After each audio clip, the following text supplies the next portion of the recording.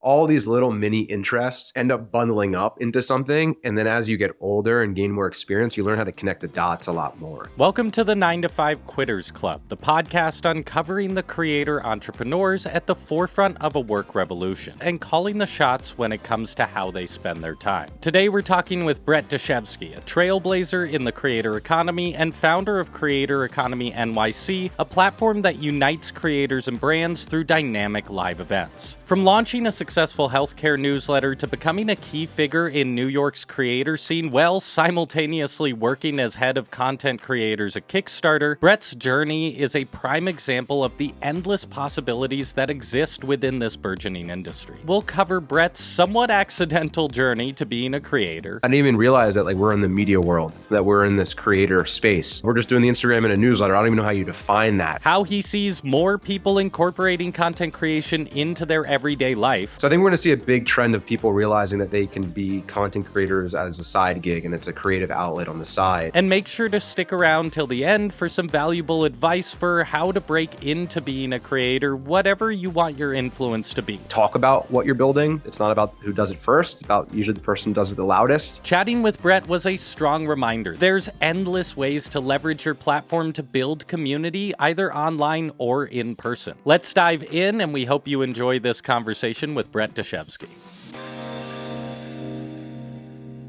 Can you give us a little overview how you got to this point in the creator economy, getting involved in it? Sure. I feel like I started my time in the creator economy space when the creator economy became a thing, where people were even saying that the word creator economy existed.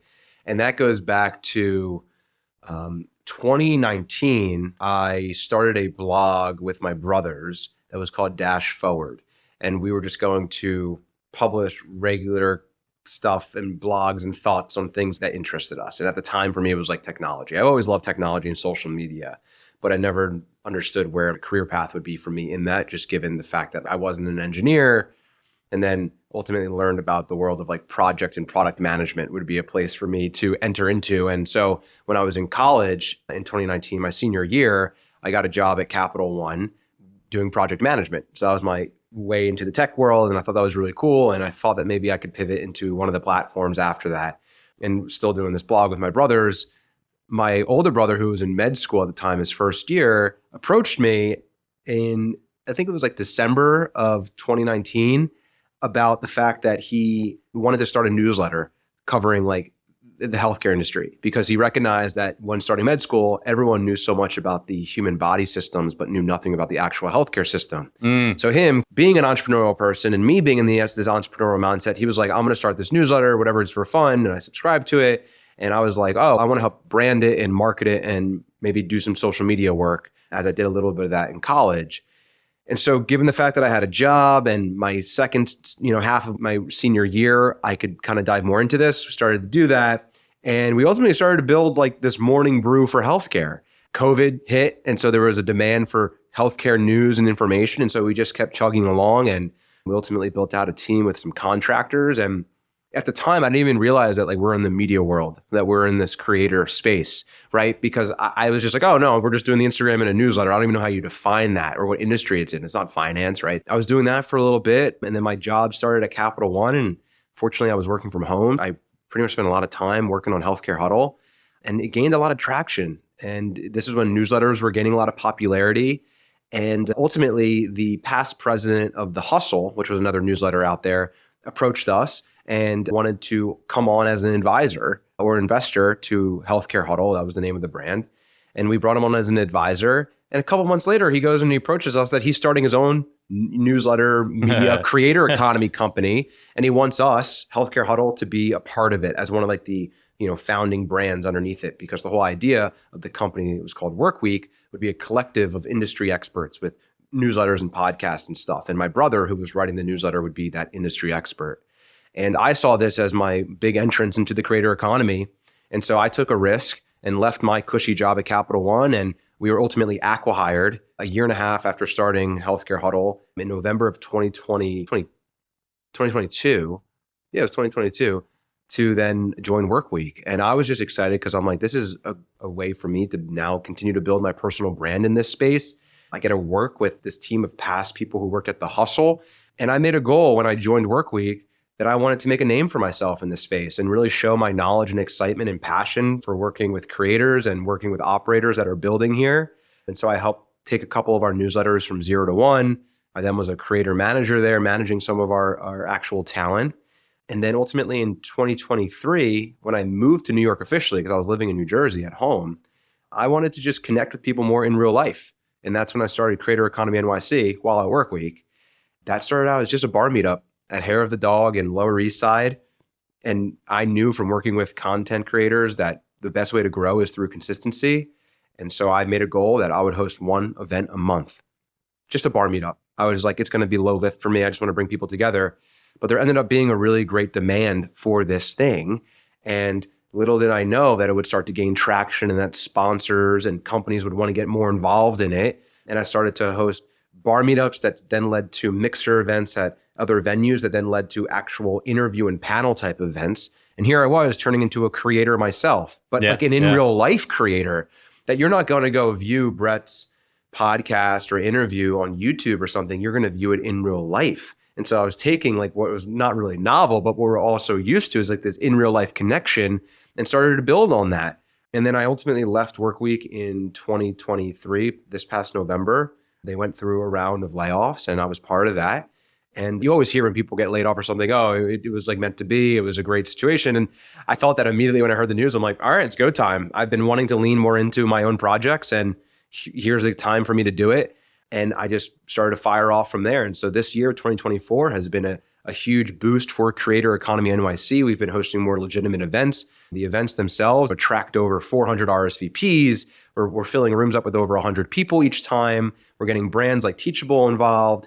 And it's just really exciting. It's a lot of work doing stuff behind a computer, but then to actually be in real life doing physical work and finding a venue and making sure that you have drinks there and coordinating in real life things and ensuring that it's smooth flowing and that it's safe. All these things have just been a lot. It's been a great learning experience, but I love to do it. And it almost takes me back to when I was in high school in like student government and I would help organize dances and stuff. And I'm like, I've been always wanting to do things like this. And now I'm just doing it on an adult level. And so here I am. And so been doing Creator Economy NYC. I'm now working at Kickstarter as head of content creators, which came from the events. I met the chief strategy officer there in September of 2023, and it led to this. And I'm also working on a software tool, which is a comment section analytics tool for influencer marketers that also came from the events. I met my co-founder in July. And so it's just amazing what has happened from just myself in terms of my career and personal brand from meeting people in real life. And I've seen it happen with other folks who have come to those events that I've been gathering, what they have, achieved or have built from just showing up in real life. And it just shows you the power of serendipity when you put yourself out there and when you showcase what it is that you are doing and capable of putting together. I think it's so cool because this is a space that I came into and mostly experience as a remote environment. And that's the beauty. People work from home. They do their own thing. I'm not surprised that New York City is where the in-person thing is thriving. So are you from New York? So I'm originally from New Jersey, South Jersey. Okay. So my city growing up was Philadelphia. But New York is one of those cities where it's like, it can be anybody's, right? Most people here are transplants. Yeah. And I'm a transplant, even though I'm just from right across the bridge. We'll keep the conversation going right after this brief message. This podcast is brought to you by Teachable and therefore has no sponsors. So we just wanted to take a moment to encourage you to go check out Creator Economy NYC, where Brett is building events to foster relationships and build a thriving community that drives the creator economy forward. Creators like Brett are the reason this podcast exists, so supporting them helps support our ability to bring you more of their stories and lessons. You can find out more at creatoreconomynyc.com, which is also linked in the show notes or description wherever you're watching or listening. Now let's get back to the episode. What do you think New York is going to serve for the creator economy? Mm-hmm. It's really early in its stages and like it's not like Silicon Valley yet or something like. Do you think New York is going to be a home for the creator economy in that way? Certainly. I mean, I think the beauty of the creator economy is that it can be kind of democratized in terms of it can be anywhere because most of it does take place online. That's where it started, the birth of it. And the internet and the platforms have allowed anyone to create, share their voice from anywhere in the world. And that's amazing. But I think that New York and LA have always been big entertainment hubs and will always be the pinnacle of that. But what is so unique about New York for the creator economy, and that I have seen, and that you were at an event the other day that you probably also saw, is that New York has the capital, right? A lot of finances here. It has the tech. There's a lot of startups and tech that's being built here. A lot of the platforms are based here. The marketing world is here. And then it also has the creator side, the creator and entertainment hub. And so you have all of the key parts of the economy, the creator economy that's here, and you're able to bring that all together.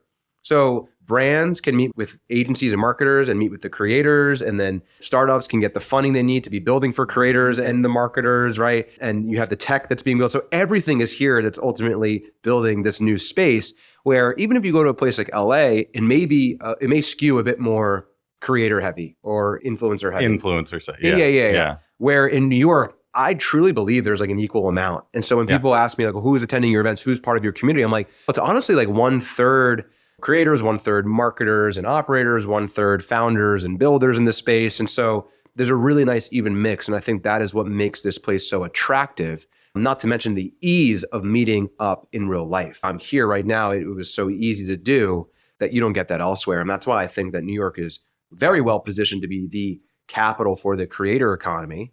And I think through my events, my mission there is to champion what's being built here and who's here. And I think at the same time, that's driving FOMO, that a lot of people are like, I want to be more in this space. They're like, should I be moving to New York City? And honestly, my answer would be, yes, you should should. Come to New York City, try it out. Yeah. If you can make it here, you can make it anywhere. It's a very true saying because it's so fast paced and you're able to be in the midst of everything that's moving. And so you can do great things here. You can go back to LA or Austin, Texas or Miami, wherever you're based, and feel a great sense of confidence that you can accomplish what you want to accomplish. And I certainly see that with all the people that I meet here. You have an interesting platform because you are this live creator like you're talking about, which I haven't talked to anyone else who thinks of themselves that way. As you continue to invest time in this economy, what's your identity that you think you'll carry into your late ages that you would still be doing when you're 80? That's a great question. I'm still very young, still early in my career. So I do grapple with my identity in a sense from a professional standpoint. Throughout my whole life, I've always wanted to be an entrepreneur and founder and have that identity. And I certainly feel like I have embodied that through building Healthcare Huddle, selling and all that good stuff. But what I think encapsulates everything I'm doing, and it's a buzzword, but it's like community builder, community leader. Yeah. That is the word that I feel most associated with and want to carry on in everything that I do. Of course, building Creator Economy NYC, it is a community. There needs to be a leader there. I feel like I serve as that community leader, bringing everyone together and organizing these events. And even with what I'm building with Sifsy, which is the software tool, and what I'm doing at Kickstarter, I still feel a sense of community leader, that I'm bringing people together, providing them new tools and opportunities. And that's something that I think I feel confident embodying. And then underneath that is founder and entrepreneur and creator, right? That's like my overarching thing. I've always felt imposter syndrome with being a creator. I have a decent amount of followers across platforms, but I don't have tens of thousands. Certainly like working towards that, but it's not like my main goal is to have 10,000 followers, right? I don't care about that. So I get, in a sense, I am a creator. Other people would identify me as a creator, but for me, I'm like, well, all the creators I talk to and meet with, they all have X number and they're really focused on this and that. I have a newsletter. I post routinely on LinkedIn and Twitter and all those things, like in the written content and some video content. So in a sense, I am a creator, but that hasn't, to me, been my core identity in a sense. So I think community leader, community builder is that word. So as someone who's forging just a new path, what's your perspective on where we're at in the creator economy right now? That's a good question. It is incredibly early. And being in the weeds of it, even from your standpoint as someone who's also, I'd identify as a creator and you're working for a creator company, it's so easy to be like, oh, we're late to this or we're late to that. But it's like, it's 2024. Arguably, this, as I mentioned, this whole creator economy really started to take fire in 2021. Yeah. So we're like 3 years in. That is nothing. What is it, 36 months, right? There's been no time. We're seeing just the democratization of content creation and everyone kind of has their own platform now. If you're talking about, let's say, the popular way to make money through brand partnerships, brands are, instead of putting their dollars towards a single like media outlet with no face associated with it, they want to put it towards a face. So they want to give that money towards a content creator because they have their own little mini platform. They're their own mini media companies.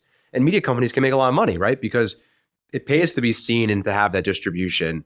So there's that aspect. And then also there's the way Teachable and all these other platforms are helping creators make money through community and courses and selling their knowledge, that's also a huge trend that we're seeing, but it still is so early. And so many people don't even know how to approach monetizing themselves. I also think we're going to see a lot more people realize that you don't need to be a full-time content creator, and that it actually makes sense to have your typical 9 to 5 and that security there and get experience and be part of a community, as opposed to just being a full-time content creator, because that's incredibly lonely. You're stuck on like a treadmill of content and formats. It's not really that steady of an income currently. The moment consumer spending shifts and people start pulling back their ad dollars, when all those people who are relying on brand partnerships see a dip, and it becomes not so glamorous to be a content creator. It looks very glamorous for the folks that we see, like the Alex Earls of the world, who are all like, flying on their private jets and getting flown out to the Super Bowl and all that. But that's like 1% of the 1%, right? So I think we're going to see a big trend of people realizing that they can be content creators as a side gig, and it's a creative outlet on the side. And that the people who do end up leaning into content creation full-time find it pretty lonely. I've met a lot of creators at my events who are like, it's so nice to connect with other content creators here, right? Because I'm otherwise at home alone. Yeah, I'm right? home alone. Yeah. Or Yeah, even yeah. just to connect with founders or operators or marketers. I get to talk with people in this space. So I think we'll see a lot more of that. But again, it's still so early. There's so many stats out there, all this stuff, but I think it's all garbage. It's like, just, we're still so early. Oh, the creator economy is predicted to grow at 50% compound. It's what? Like, how, let's just see where things go, how the platforms evolve. But I will say a lot of creator companies and communities and the platforms are certainly in a great position for this rise of people seeing that they can create content. It can be a great side gig, and it's a great place to express themselves and build community for sure over shared ideas and interest. We've been fascinated watching this trend because at first the narrative was very much like quit your 9 to 5. Yeah. And now, like you're saying, there's this back and forth happening, and people are becoming creators, then going back to working 9 to 5 jobs. But we are seeing that those who do are doing so on their own terms. They have a lot more authority. They have a lot more to negotiate. Have you found that now going back and working at Kickstarter, but having that experience and authority of building your own business has changed your relationship with the company you work for? In a sense, having a job like a Kickstarter it's a fantastic role and opportunity that I think, again, early in my career, knowing where I'm at, felt a no-brainer for me to lean into. Of course, like if you want to lean into something full time, your finance is a big part of that. If your side gigs or the things that you're building, like even Creator Economy NYC or SIFC, are not sustaining your lifestyle, well, you need a job. So there's that one aspect there. But there's also, from a brand building standpoint, for me to do some really cool work at Kickstarter and to also be with a larger name was something that I felt would be really powerful in actually fueling the other things that I've been building. Because it also adds a lot of credibility that if I'm meeting people, not everyone knows what Creator Economy NYC is. So like, oh, that's cool. You've been hosting in-person events. Good for you. But then when I mentioned like, oh, I'm head of content creators at Kickstarter. Okay, wow, what do you do there? Nice. There's an added sense of credibility there. And also I feel more confident in myself because I'm getting this experience, and I get to meet other creators and operators and managers in the space through Kickstarter, get a lot of great experience from higher ups in terms of how to think through certain strategy that I can then take back and put towards the things that I'm building. And I think that's really important. And so if you're being a creator, you're an entrepreneur, you're a business. Your business is the content you're putting out there. And a lot of that is new. But if you're working for a company, perhaps you could take a lot of what you learn from your colleagues and how the company operates and put that into what it is that you are ultimately building. But in terms of that relationship with that full-time job, I think there's just a certain more excitement about the day-to-day because you're working on a lot of exciting and fulfilling stuff. And especially when they all synergize with each other. I think it's also a very unique situation that I feel blessed to be in, because there are people who are like in finance and don't like their job and they go home and create lifestyle content or something. And it's almost like on, off. For me, my brain's always on because Kickstarter, Creator Economy NYC, they all synergize, they're all together for better or for worse. But that's how I feel. Do you find, though, like even having them approach you and how you negotiate your role there or your freedom in that job, that you have more respect than when you were just hired as an employee? For sure. I joined Kickstarter as a contractor. And for me, that was important because it would allow me to continue to have the freedom to build the things that I've been building. But Kickstarter was very clear. No, we want you to keep doing the community building and all that, because it fuels you in your role and gives us, access to this greater group of people. And if we can be associated with you, that's fantastic. And so I certainly felt that there was a little bit more leverage on my end, and that I want to be a part of this, but you also want me to be a part of this. So let's find something that's mutually agreeable. And we were able to move forward with that. But I think coming from a standpoint of, look, transparently, I've been building these things. I want to keep building them. That's very important for me.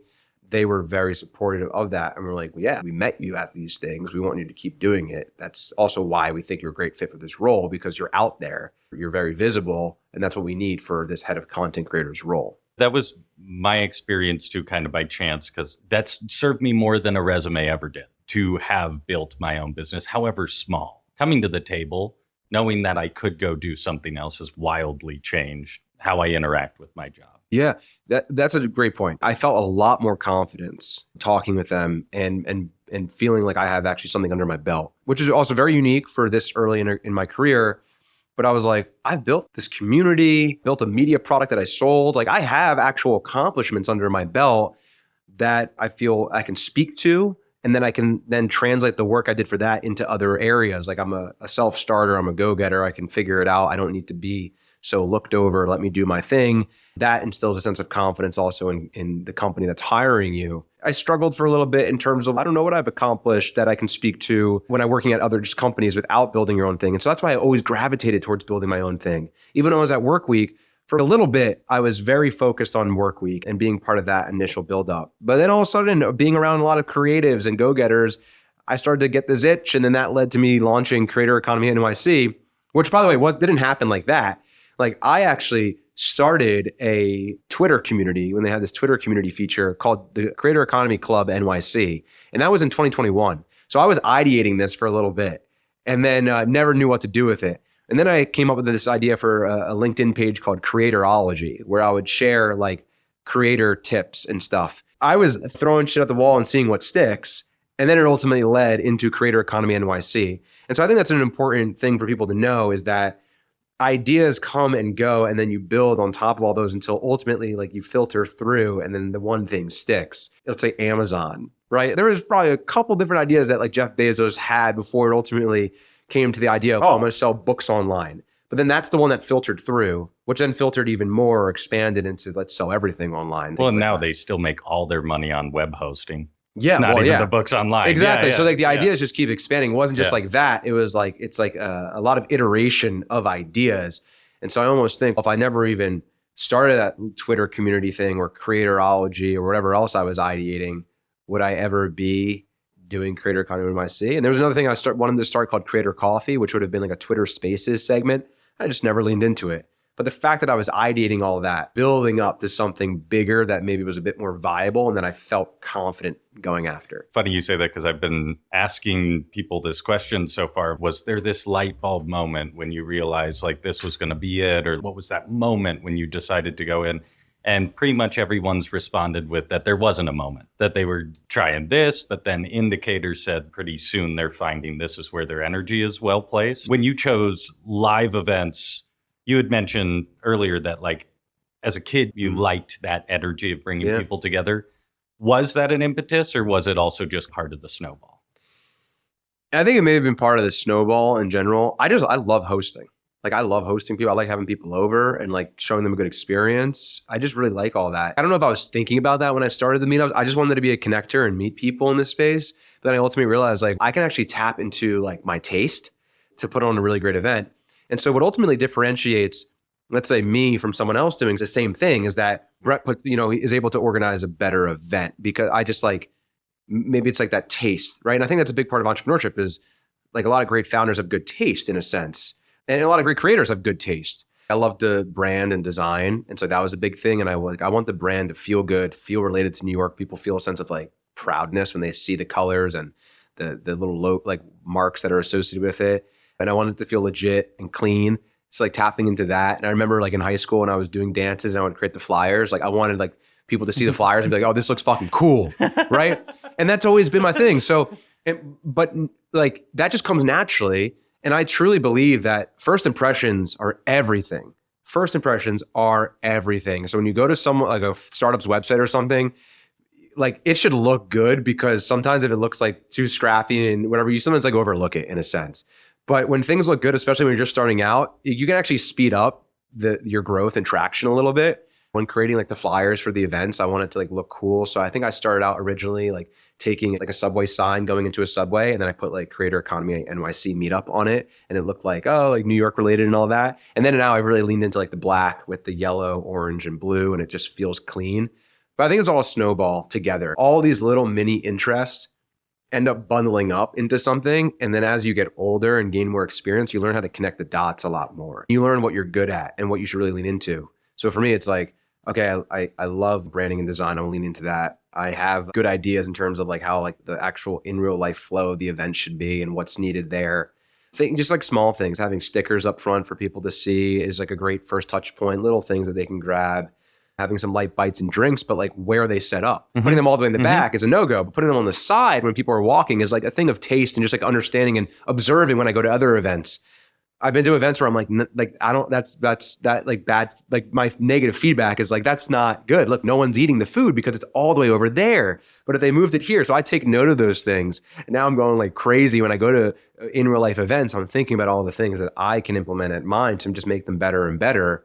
And I'm not trying to host the best and greatest events in the world. I actually like the intimacy of my events and that they still feel kind of scrappy. I almost don't want them to be overproduced and feel too poshy. I want them to come and feel like boots on the ground. How's it going? Like I'm still carrying the water and putting it there. There's a community. You see trash, throw it away. That I think actually creates a more authentic feel for the events and just builds a much greater sense of community. It's about taste. It's about taste. It's what you're curating is like your taste. Yeah, and you can have the poppiest song ever, but if you have good taste and you're like, this is good, this sounds good. Just like the Pharrell Williams, good taste. Yeah, he's created a lot of hits because he knows that's good. He's got a good ear for it. Well, he's confident, and and it's not that this is good; it's that I like it. I like and it. Yeah, that bleeds, and other people go like, I like it. Yeah, and that comes also through experience and just like building that confidence up. But when I'm designing like a graphic or something, I'll know when it's ready to go. It's good. It's good. It looks great. It's fine. It has the brand identity. It feels good. I've collaborated with some folks for events in the past, and like sometimes like the graphic, I know where this can be improved, but sometimes is it worth it? Sometimes it's like also recognizing just publish over perfect in a sense. Yep. Don't let those little things hold you back, especially if you're part of something bigger. So there's also a sense of knowing when it's okay to let things move on. Stick around for just a second. We'll jump back into the conversation right after this brief message.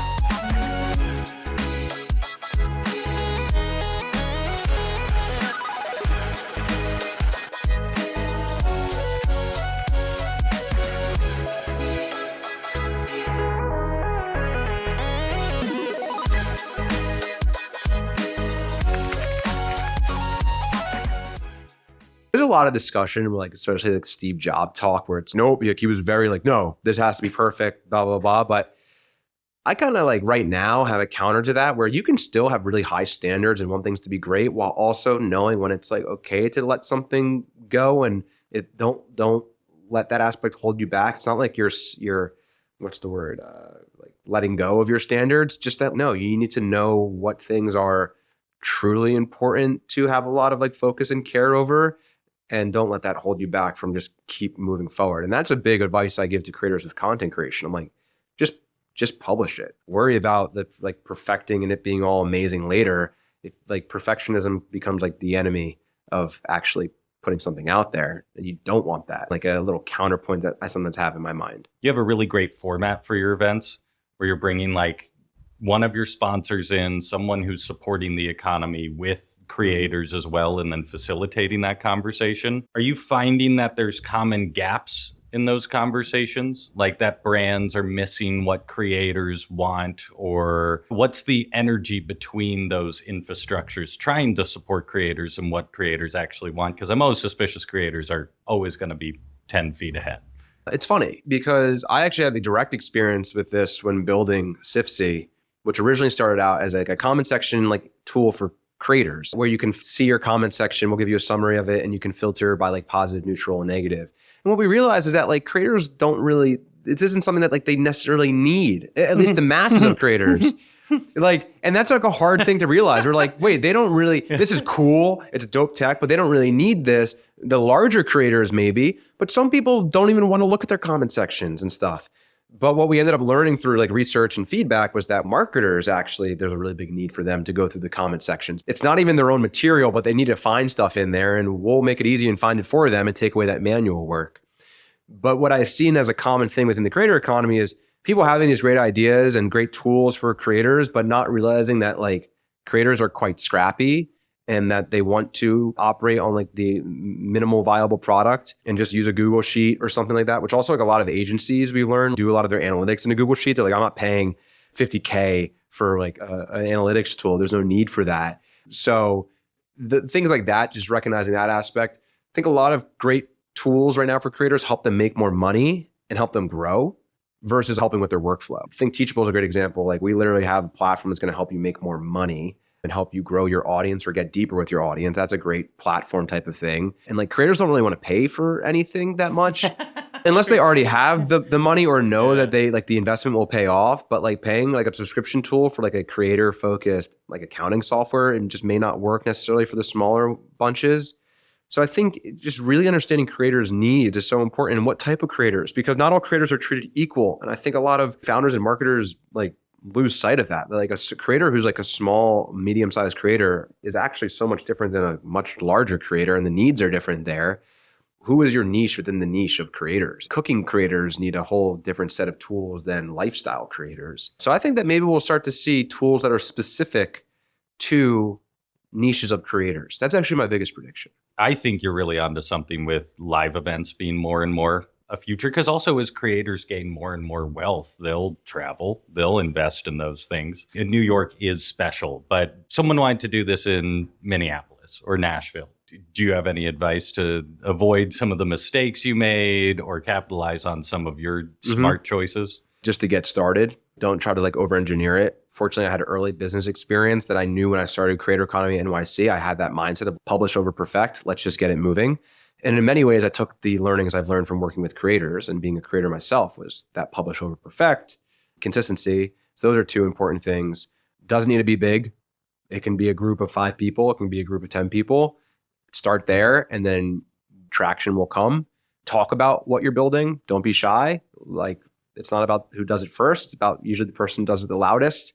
That's very true in the creator economy. I heard that advice from a good friend of mine, Danny Desatnik. He said that to me one time, and I was like, oh man, that really spoke to me. I need to post a lot more about what I'm building because it's going to help drive awareness of it. And I want that. That's what drives the media business itself and the events. So that would be my piece of advice. Be focused on what it is that you want to accomplish and don't look at other people who are doing maybe similar things and think that, oh, I'm not doing it right. Just keep doing what you're doing there. I think those are some really important pointers. We believe and we see this element of education being this democratizing way to get into entrepreneurship. Do you think that creators are aware of educational products being a monetization stream, that they're taking advantage of it? Because we're kind of in our little corner. I feel like you see a wider variety of creators. Is that conversation being had, or are they still not quite clear on how valuable that can be? They're not clear on how valuable it can be. I think a big eye opener for me was, again, being so in the weeds of it, same back to the idea of we're so early. After the event that we hosted on Wednesday with Beehive and Teachable was involved, so many people were like, I wasn't thinking about a newsletter or knew how strong a newsletter could be, and now I am. And I'm like, man, I've been so deep in this space. I need to be back to ground level with everybody, and that so many people don't realize the power of newsletters. So many people don't realize the power of courses. There's a creator I love named Jesse Catches, and he talks about mental health and things like that. And I always think of him, oh, dude, you can do so much with your newsletter, and you can even start doing like a lot of great courses on perhaps like how to like calm anxiety or how to get over the fear of public speaking, speak from your own experience and teach others who are in the same boat.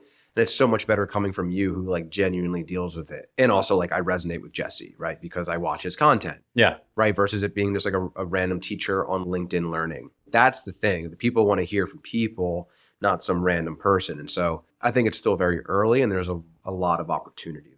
Are you thinking already about what kind of legacy you'll have in this space or what kind of impact you're trying to have on the creator economy in New York 5 years from now? Are you even thinking about that, or just day by day get through it? Day by day. Yeah. I haven't thought about it.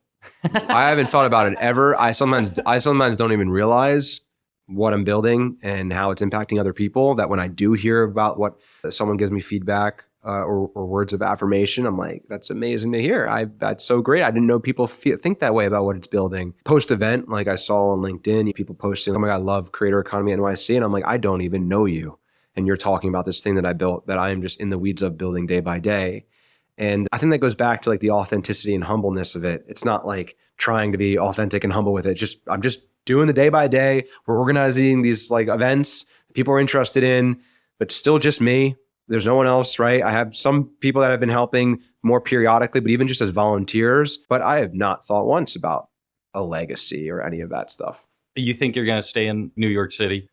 Right now, yeah. Sometimes I realize I probably need to step out to do that pause and reflecting and get out of the wave of motion. But New York City. Best slice in New York. I really love Bleecker Street pizza. It's a big, thick, crunchy slice. Number one creator you've interacted with who doesn't have an online course or educational product that you think should?